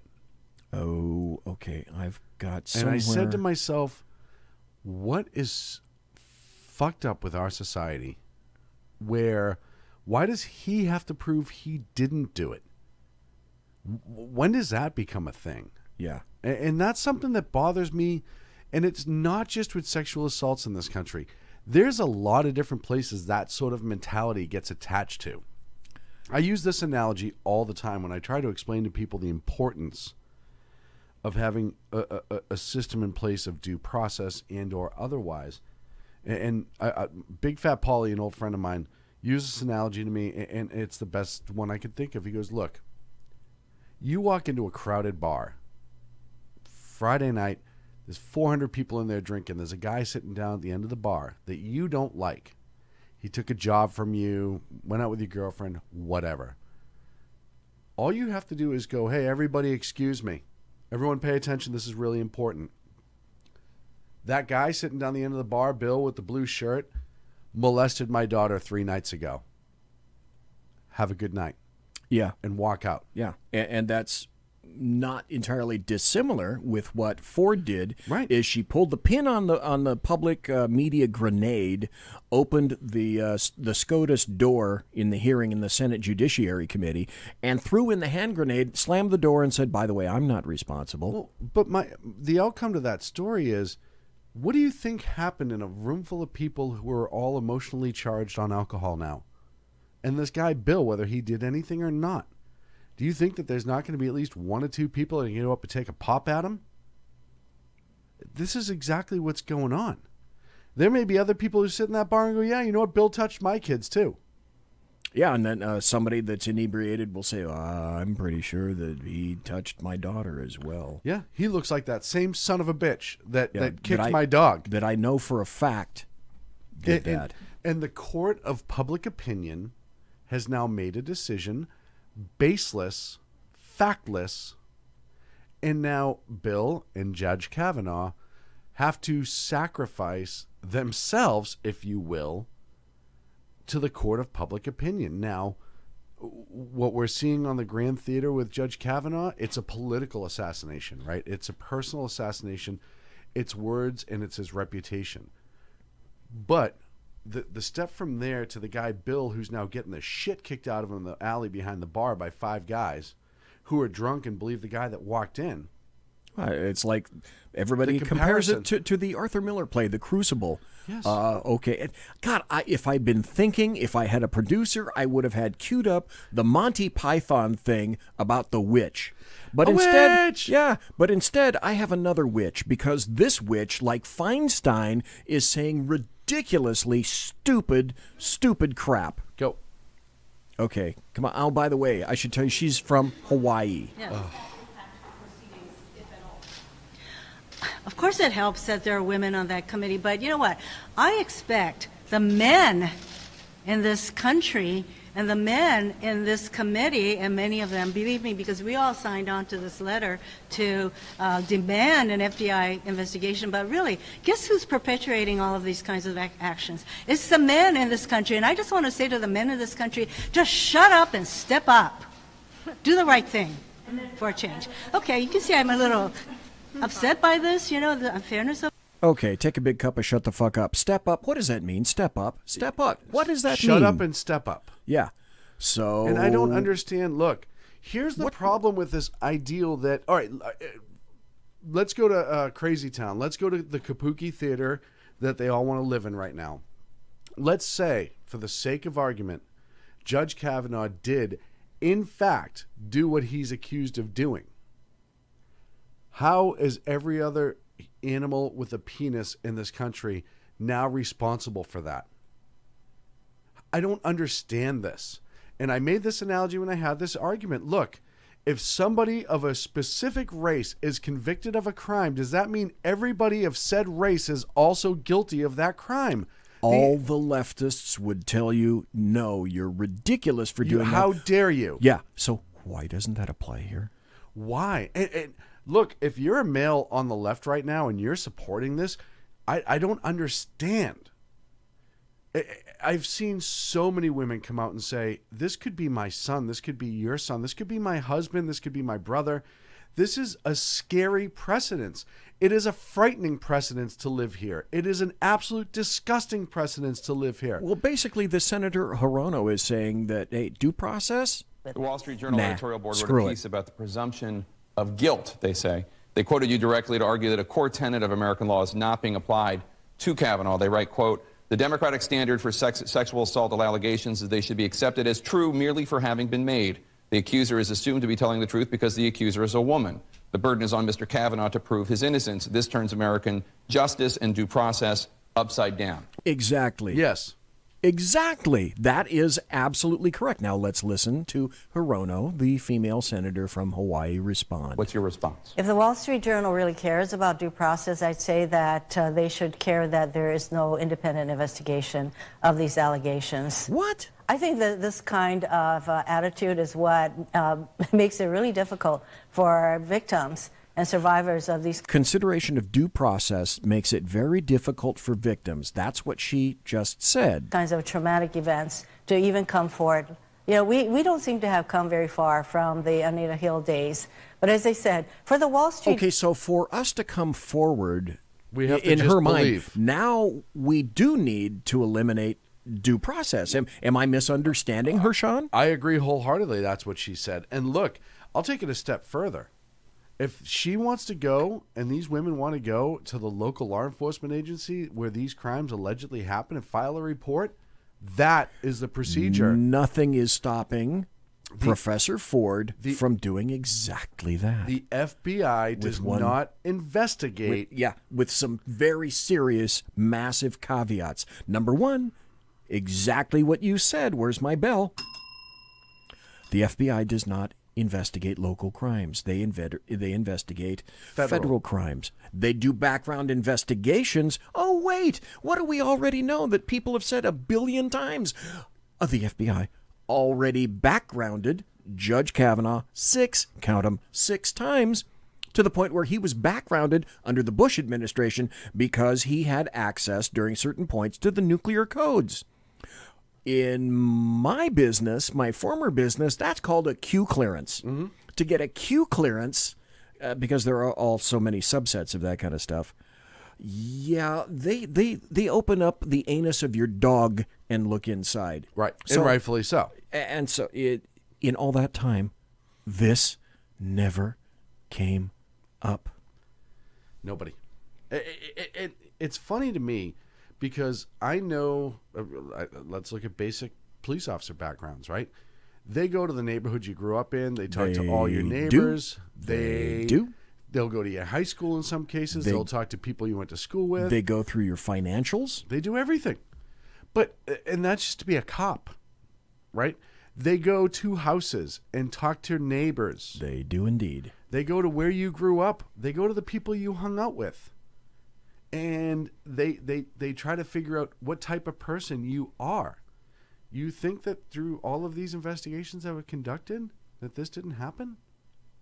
And if it was so well known, and here's the other point, I know we're up against the break. If all of these things going on was so well known, if Brett Kavanaugh was such a horrible human being. Right, and this was common knowledge. And this was such common knowledge.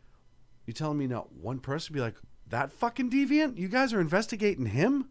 Oh, shit, no, here's why. Yeah. And here's why I need to talk. Thank you for showing up on my doorstep. Boy, do I have a tale to tell you. It's a scary precedence when you can... This is the political version of shouting fire in a crowded theater. And with that, we're going to be back with so much more stuff. Folks, don't go back. You're listening to the Sackheads Against Tyranny with Sackhead Sean and Sackheads BZ. Conservative media done right. You're listening to the SHR Media Network. Hey, it's Sean from the Sackheads Radio Show. Also one of the owners here at the SHR Media Network. Are you opinionated? Have you ever wanted to do your own show? Have you ever heard somebody like the Sackheads and go, yeah, I could probably do that better? Well, now's your chance. Send me a 5-minute clip at sackheadsradio@gmail.com, and maybe you can be part of the SHR broadcasting team. sackheadsradio@gmail.com.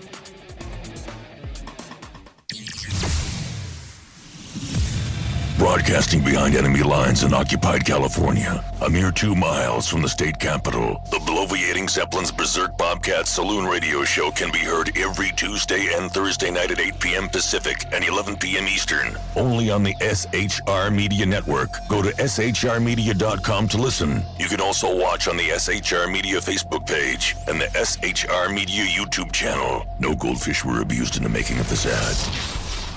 When dirty politicians, shadow governments, and deceptive Islam blind the world with fake stream media smoke, their only fear is one man with a cane. I'm Dave Milner.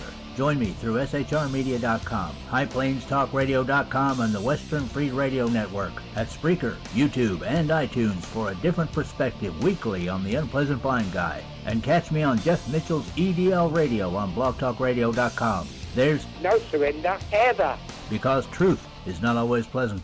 Hey guys, it's Sackhead Clint. I'm excited to tell you about a brand new show here on the SHR Media Network. I'm teaming up with the one and only all-powerful, the bloviating Zeppelin sitting here to my left, bringing to you a fresh new show here on the network. It's against tyranny.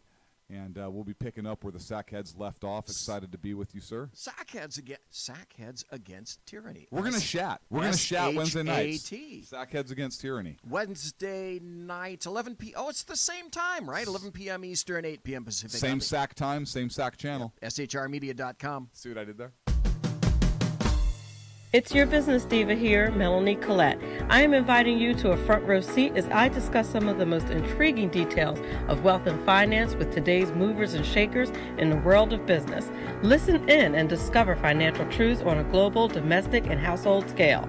Uncover topics that will impact your wallet today and in the future. Money Talk with Melanie airs Monday through Friday, 5 p.m. East, 2 p.m. West, right here on SHR Media and High Plains Pundit Talk Radio. You can't afford to miss it. Human by race, Christian by faith, American by nationality, and conservative by choice. Reverend Ralph J. Chittum Sr.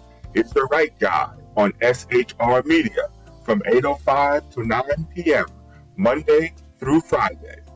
And if on the rare occasion I am ever wrong, I will still always be right. The right guy on SHR Media. Hey, this is Michael Wright. And I'm Shannon Wright. Join us for The Right Way with Shannon and Mike, Monday through Thursday from 7 to 9 a.m. right here on SHR Media. Why are they joining us? For fun things like sports, politics. Oh, maybe some news and entertainment? And all kinds of other things. Money and recipes and events, all kinds of stuff. Yeah, so join us Monday through Thursday, 7 to 9 a.m. here on shrmedia.com. Hey, BZ. So the plan's working. You got rid of Sacco. Sean is now stepping away. I never even saw him. And I know, and insidious.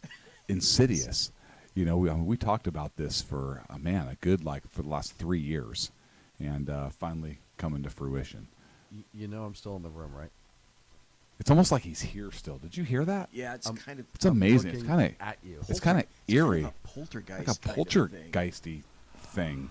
Yeah, Sackheads against tyranny. You're listening to the SHR Media Network. Well, that's it. This is the final segment. And still, we've got so much to talk about. So much. Including Demi, the studio cat.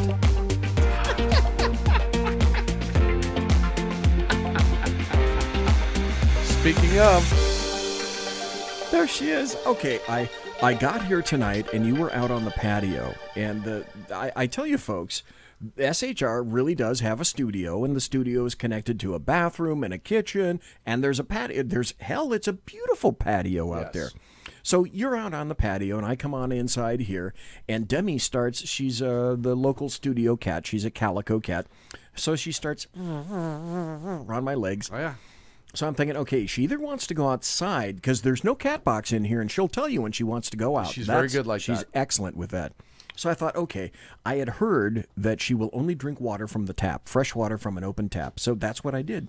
I went into the bathroom. She jumps up on the counter, and I think, okay, well, that's pretty obvious.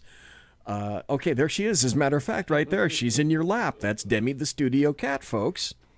She's a great little calico. So anyway, so I open up the tap, and the water starts running, and there she goes, just. Oh yeah. She only drinks fresh water. She won't drink it out of a bowl. I've tried. That is so funny. And we were talking about that during the break. Anyway, we have our own mascot.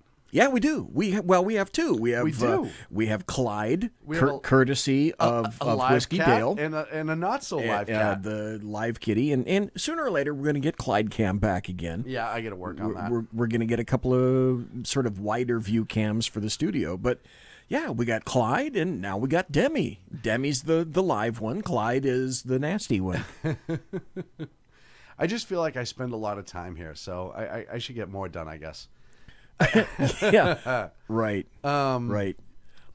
Let's go back here a little bit. There's the article. Okay, Michael.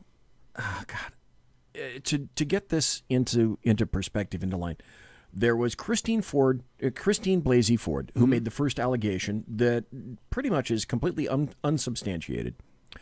We already said that 4 of the people that she named have since come out and said, no, that's not what happened. I wasn't there. Right. And that's about where she stands at this point. Then a second person came out. Now, Christine Blasey Ford has a history of being a leftist. And the funny thing is, a long time ago, in 1995 or 1996, Kavanaugh's mother, named Martha, was a judge in a court in which the Blasey family had a case. And Kavanaugh's mother ruled against the Blasey family with regard to a mortgage, and they lost some money, and I guess they went they went bankrupt or lost a house. So, hey, no reason to go against Kavanaugh. No motivation there, no axe to grind or anything like that.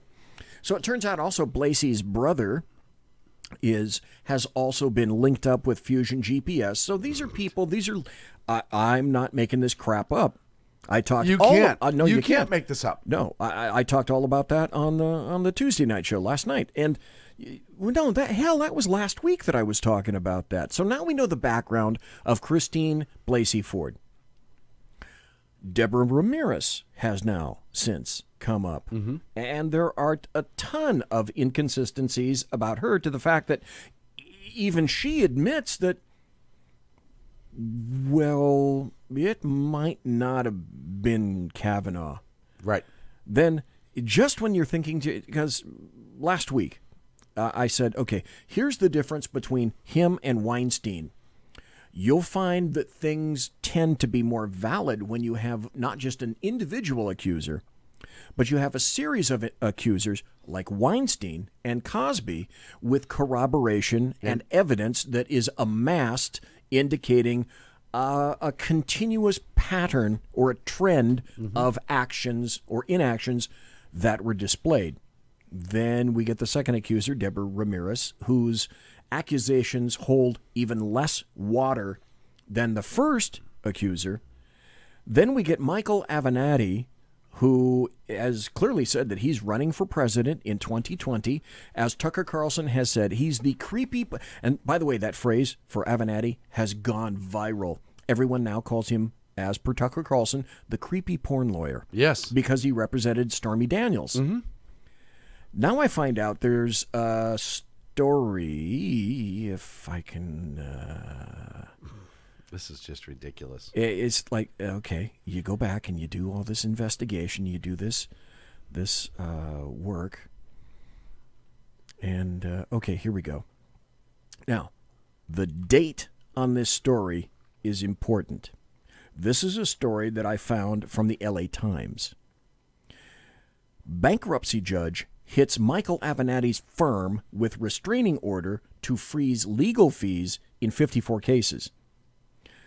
Michael Avenatti's from Los Angeles. So what it turns out is he has unpaid debts of more than $10 million, unpaid debts and back taxes. That's July of this year. July of this year. What do we know about July of this year? Now, that having been said, does that kind of tend to lend any credibility as to why it would be that Michael Avenatti would, I can't think of any word than pimp himself for Stormy Daniels in order to recoup money, because he needs an assload of money, clearly, and why he would be motivated to represent the third person now. It's just like, okay, now Kavanaugh is an attempted rapist. Okay, he took advantage apparently of a woman. He pressed himself against her clothes, and she felt embarrassed and ran into the bathroom. Now, the second woman, Deborah Ramirez, says she's pretty sure that it was Kavanaugh who waved his dongle in front of her face when she was plastered. Now, the third woman essentially says, oh, no, now I know that Kavanaugh is involved, and he probably is a gang rapist. Yes. that's when the meme from BZ comes out, and that's when I would say on Twitter, AYFKM. Mm-hmm. Are you fucking kidding me? Are you fucking kidding me? Because the next thing would be, when he was a child of 5, he would go down to the local SPCA and set kittens on fire. Yes. That's next. Well, when he was born, he was found exposing himself to 3 female nurses. Yes. Oh, that one is true. Boy, is that ever true. The craziness that goes along with this is, let's talk about the third victim. If he is, in fact, in joint venture, or was in joint venture, sexually assaulting and or raping women by and large, where are the other co-conspirators? Who are they? Well, yeah. And again, he took her by way of a tweet and put her name, everything about her, and her photo, which I'm looking at right now on my laptop, out on Front Street for his own personal gain. Because the clue is, when you see the attorney plastered all over TV, but you don't see the client, that's called a clue. That's called a massive clue. Well, in reality, you also have to look, there's so many other prominent lawyers who deal with this sort of an issue. I brought up Gloria Allred and all those other ones who have a tendency to come to the surface for this. Right. Why wouldn't you go to any of those? People that have had experience in dealing with, whether you like Gloria Allred or you think she's absolutely a bitch or whatever, the simple fact of the matter is she has experience in this. And if you have slight credibility, she's going to take it and run with it. She's done it a bunch of times. Why would you go to Avenatti? Because he repped Stormy Daniels, and he didn't even do a damn good job of it? Okay. Because what's ever come out of that? Nothing. Well, yeah. Not even a civil case like Clinton got. The female's name, the third accuser,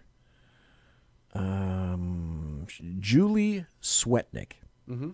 Now, specifically, this is a quote, and you tell me where the direct linkage is. In approximately 1982. Gee, I wonder where she got that year. It wouldn't be from Ford, would it? No, Nope. Nothing like that.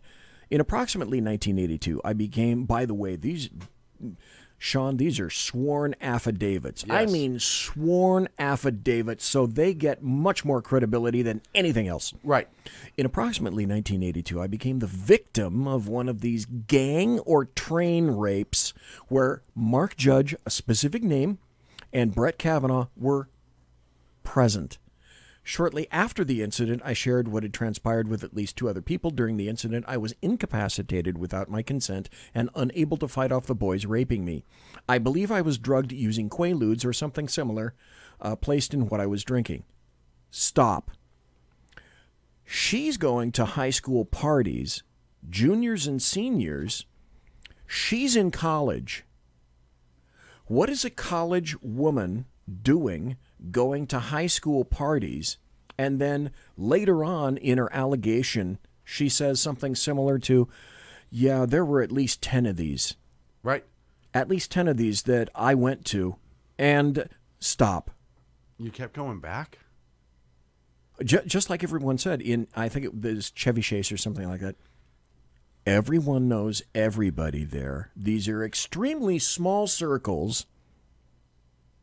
And if it's true that these were serial parties where there were serial gang rapists, and all the moms and dads, just as you pointed out, would have throttled the living fuck out of anybody responsible for something like this. Mm-hmm. And rightfully so. And the local law enforcement would have loved to go investigate allegations of this kind. So you don't think there's any onus upon you as a victim to say something similar to, once I've witnessed this, before I become a victim myself, maybe it would behoove me by my actions or inactions to stay the hell away from things like this. But no, that apparently didn't occur. Yeah. I don't... Everything here stinks. It is so bizarre. And it's so much so that, and listen, we're having the conversation again, in this country, after we've had how many people over the last 10 years be accused of something and then you found out it didn't happen, right? You had college stars lose everything over this. You've had the Duke Lacrosse series, all these different things. Tawana Brawley. You have women who are doing prison time for lying. You had a kid who was just got out of jail, I don't know, last couple weeks, because 8 years ago, when he was a college junior, I think he was sentenced to 25 years for rape on this woman, and she was messaging with a friend of hers on Facebook and said, "Oh yeah, I made the whole thing up, ha ha ha ha ha," and they've overturned the conviction now, and he's getting out of jail. I'm not saying he doesn't have much of a suit, though. I don't think. I'm not saying that there aren't legitimate victims. What I'm saying is A, it diminishes real, actual victims. Yes. And I've told you this before. I talked to you during the lunch today. When I was working sex assaults, we found out that, depending upon the month, etc., 30 to 40 to 50%, occasionally more, of our cases of rape were bullshit.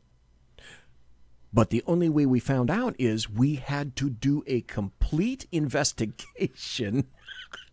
Demi, for the people that are listening on the radio, she just got me again, and are not watching on YouTube or any of our broadcast platforms like Periscope or Facebook. Demi just walked up to Sean and whapped him with some claws and teeth. I got it twice too. After I shook her off the first time, she circled under the table and came back through and got me again. What the hell? Yeah. Whiskey Dale in chat said, "You know what? Do you hear that? I think it sounds like something similar to the Me Too movement just imploding." Okay, we've got 8 more minutes left or so. I got a 3-minute cut that I'd love to play. Yeah. Because this is illustrative of just what Whiskey Dale said.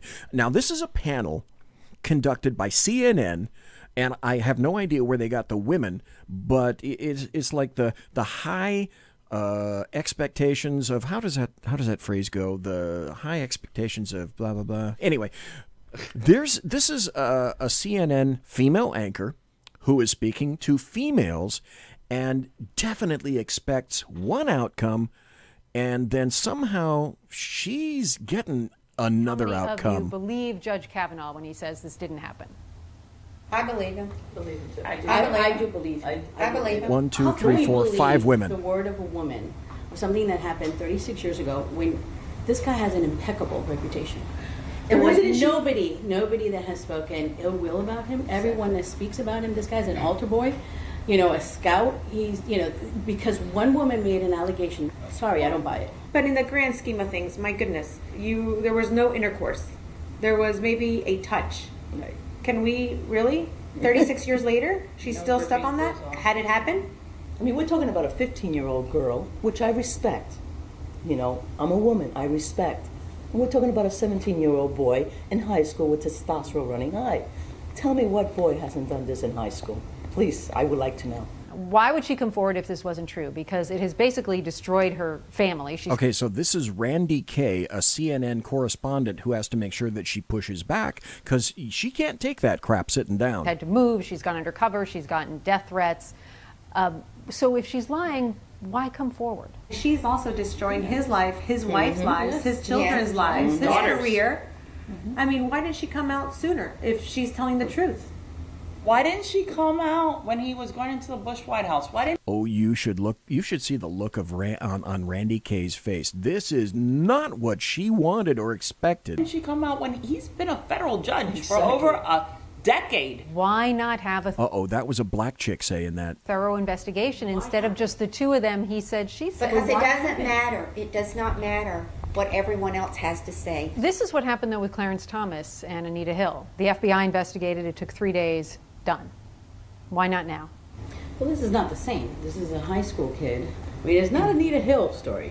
Does something that allegedly happened some 30-plus years ago matter today? You can't judge the character of a man based on what he did at 17. And I would hate to think that 30, 40 years later, somebody's going to destroy your life because somewhere at some party you it's not right, but maybe you touch somebody the way you were And not who supposed brought the to. alcohol for these kids? As women, though, do you have some sympathy for her for what she's going through? No, I have no sympathy. And perhaps maybe at that moment she liked him, and maybe he didn't pay attention to her afterwards, and he went out with another girl, and she got bitter, or whatever the situation is. They're kids. If it is true, would it be okay with you if he became a justice on the Supreme Court? As long as that's an isolated incident, yes.